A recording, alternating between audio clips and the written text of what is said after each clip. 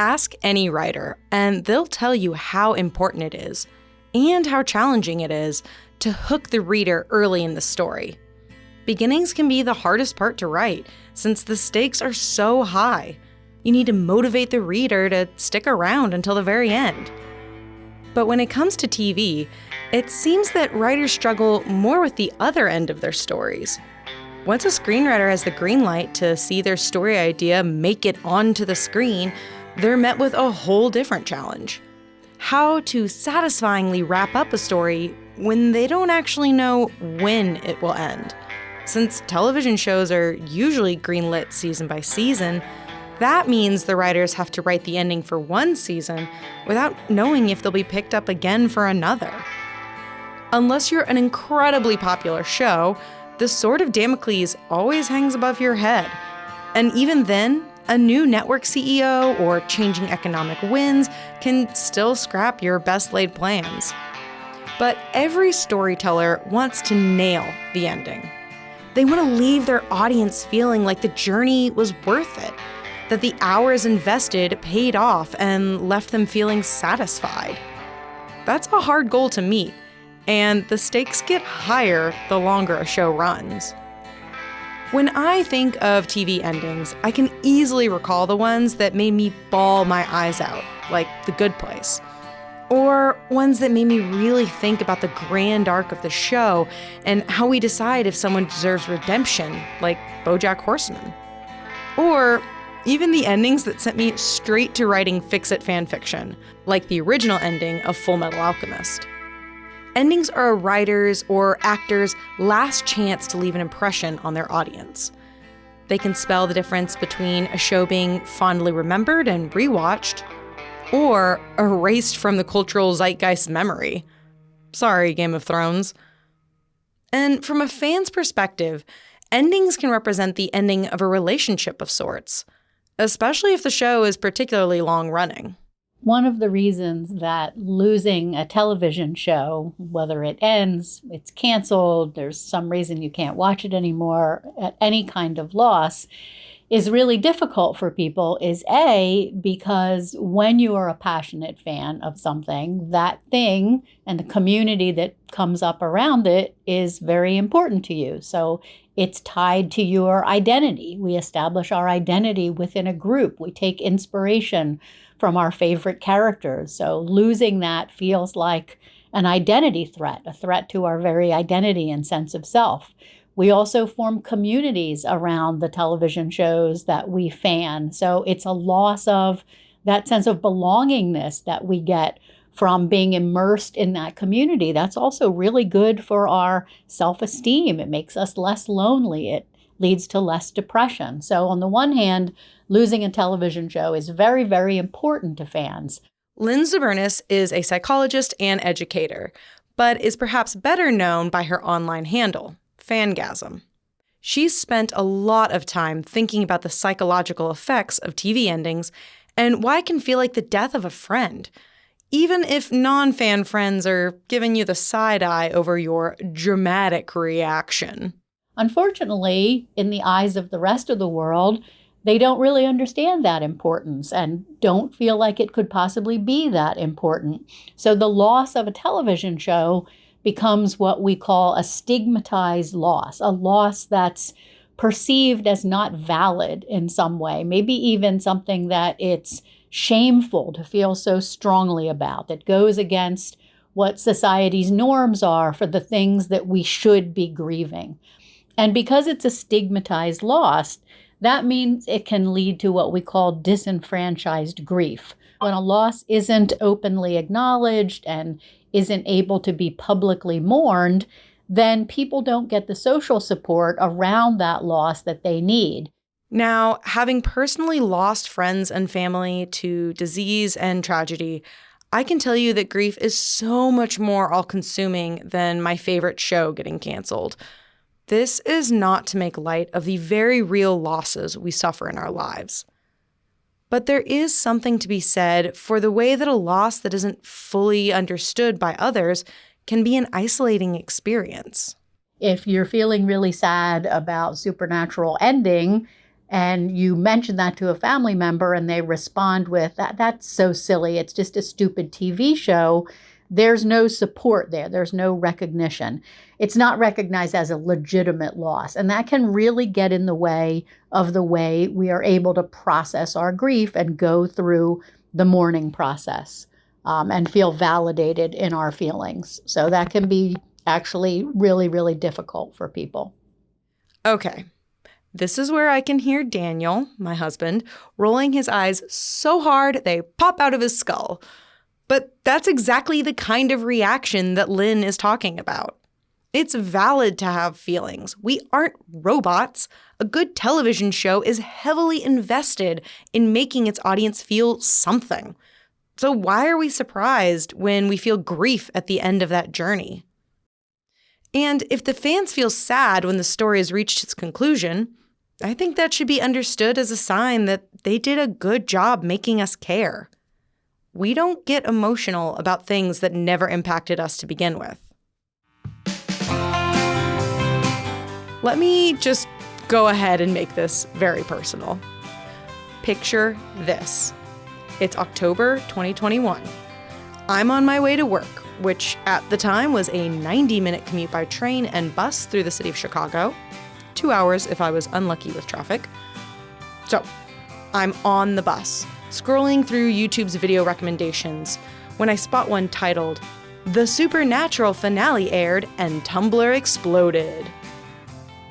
And I want to stress, I didn't really know much about the show at the time. I had a vague sense of friends in high school being into it, and me being too chicken to watch what I thought would be too scary. Hilarious, considering it was still, at the end of the day, a CW show. Anyways, I had liked other videos by this creator, Sarah Zed, and decided to give it a shot. Sitting on that bus on a fall day, thinking about the upcoming Halloween festivities, I decided that Supernatural wasn't actually too scary for me and that I'd give it a watch. Hence my journey down the rabbit hole began. But what's so funny to me is that I started the show fully aware of the ending. Okay, maybe that's not fair. I was fully aware of season 15, episode 18's content and the unresolved plot threads that happened afterwards. That's what the dang hour-and-a-half YouTube video was about. Well, that and the ensuing fan reactions of the time. I've been mulling it over, and I can't think of another single example of a show I started watching because I'd had the ending spoiled like that. It's utterly bizarre. But the funny thing is, it didn't spoil the experience of the show at all.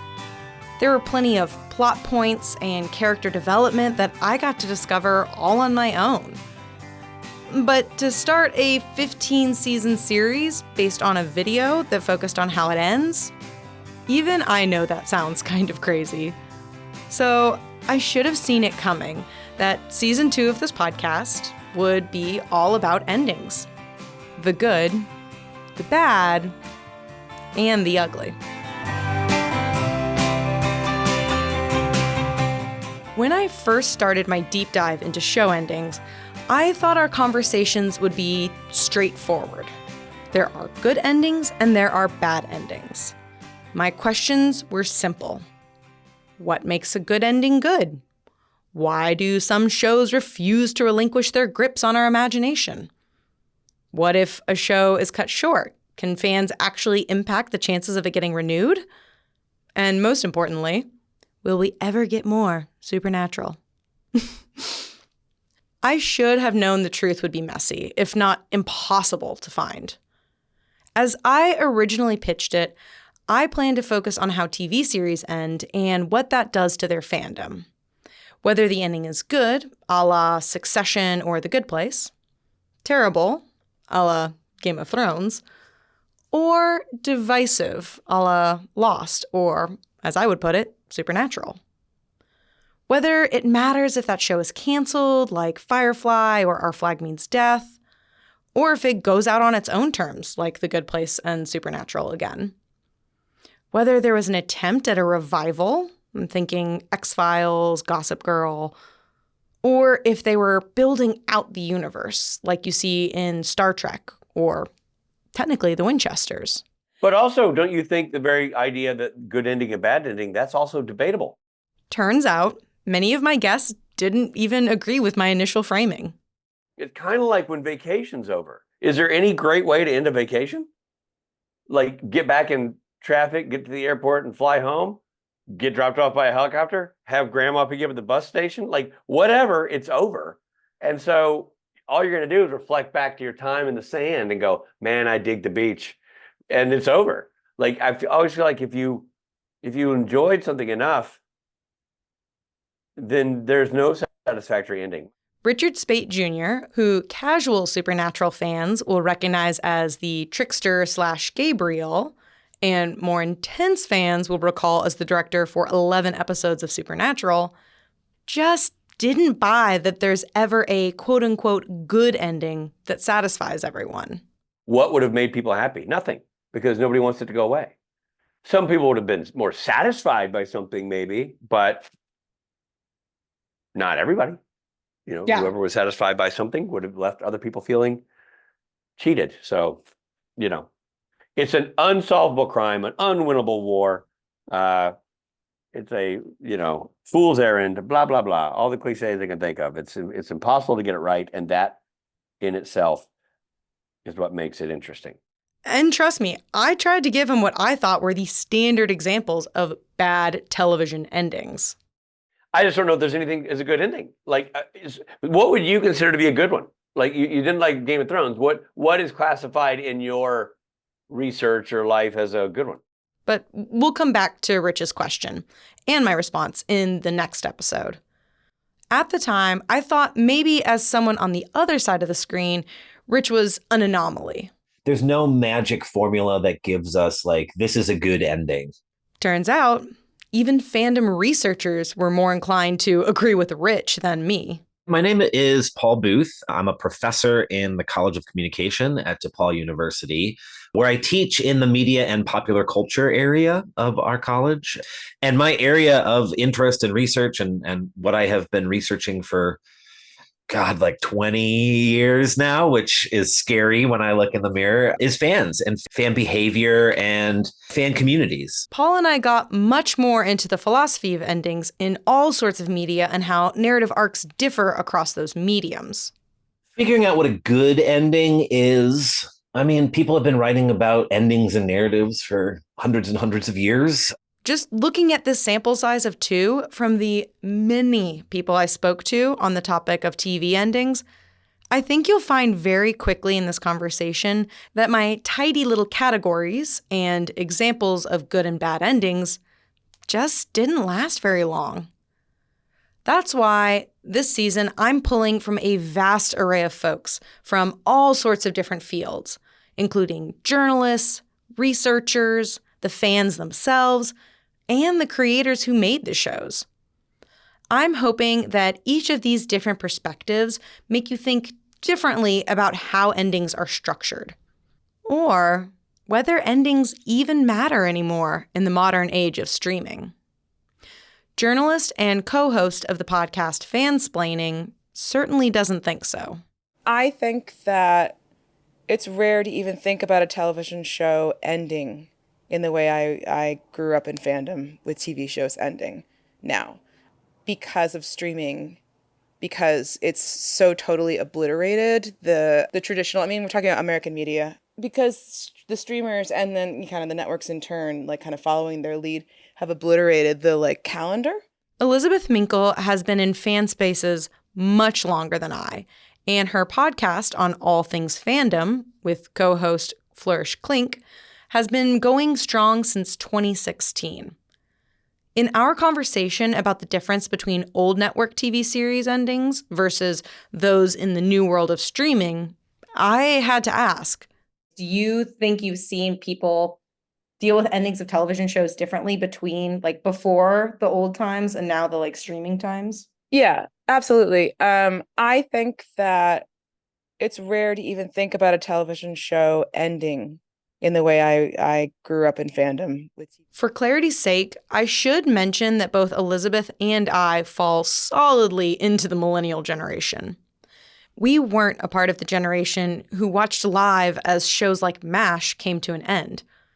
That final episode of MASH in 1983 remains the most watched series finale in US television history, at least live, with 105 million viewers.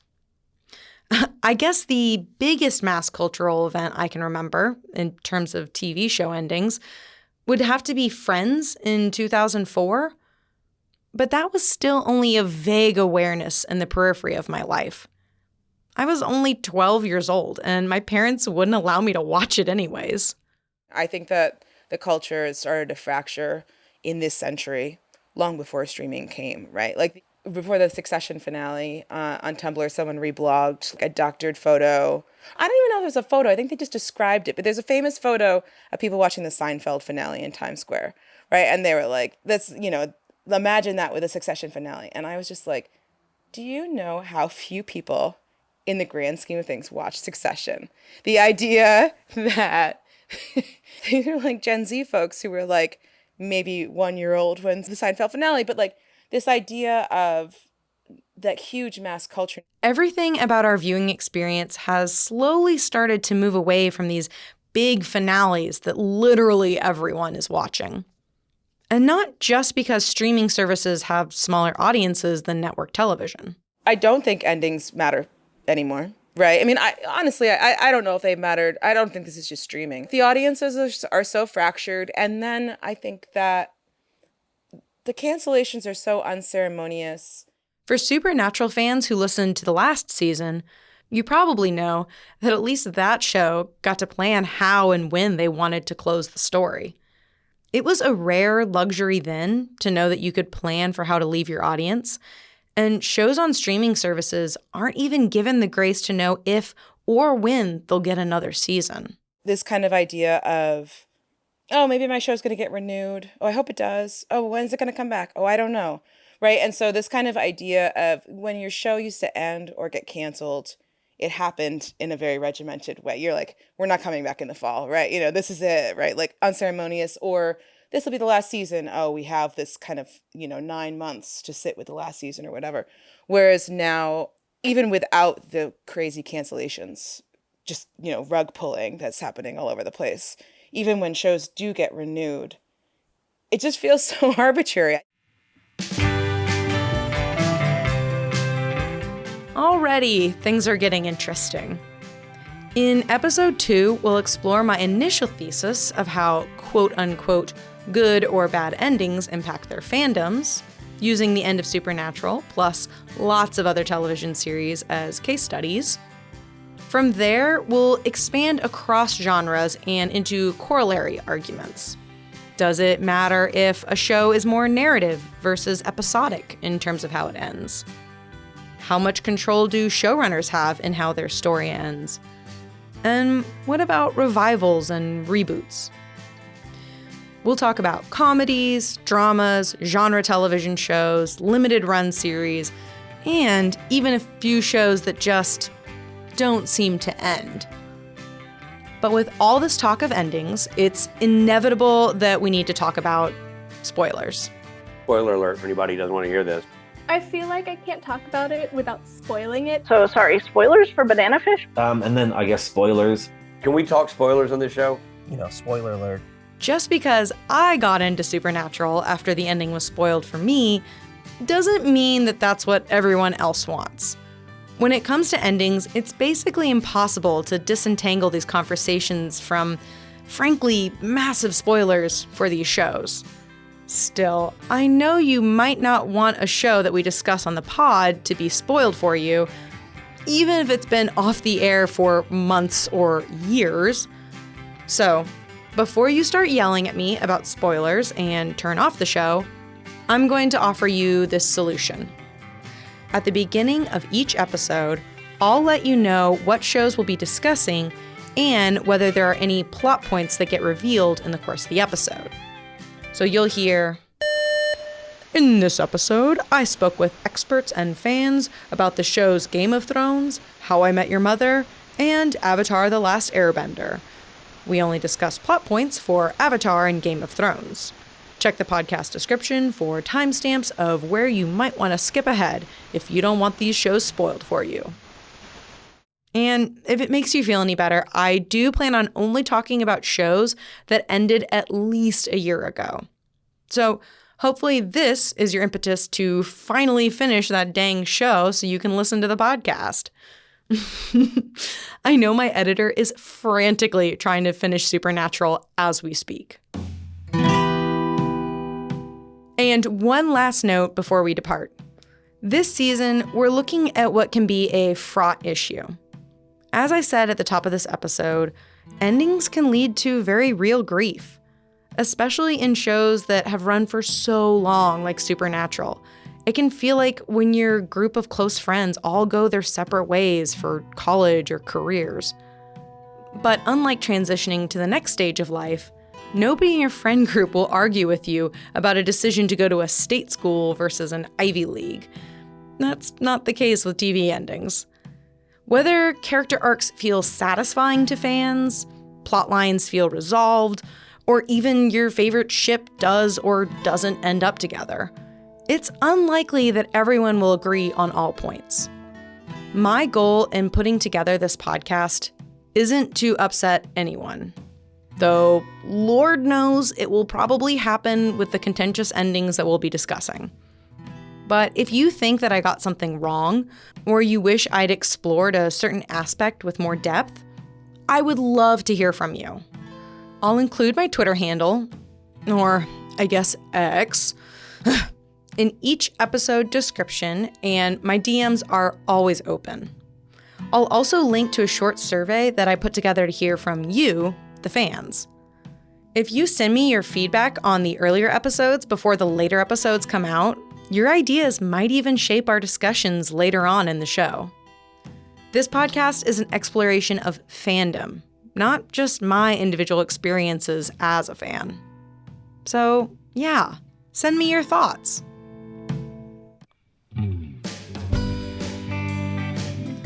Next time on In Defense of Fandom, we dig into whether endings are truly as universally beloved or reviled as we think. Are all TV endings debated among fans? Why is there so much debate around some endings? Didn't we all watch the same show? We'll hear from actors, showrunners, fandom researchers, journalists, and more. And, best of all, we'll get to take a look at some cold, hard data that shows which TV endings are truly most debated within fandom. Or, more specifically, within fanfiction writers. See you in 2 weeks! Editorial support was provided by Dr. Anna Funk. Music was composed and performed by Chris Scott.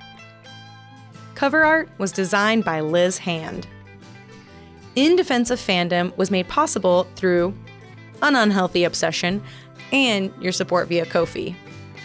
If you're not already supporting the show and you'd like to, you can find a link in the show notes to our Ko-fi. A one-time donation of any amount will get you access to behind-the-scenes content, including the audio of my full conversation with Richard Speight Jr. and other guests you'll be hearing from across the season. Your support is deeply appreciated. Did y'all hear in that first thing where I said shows that nail the ending, and then I giggled to myself because Supernatural certainly nailed their ending. Ba-dum-tsh.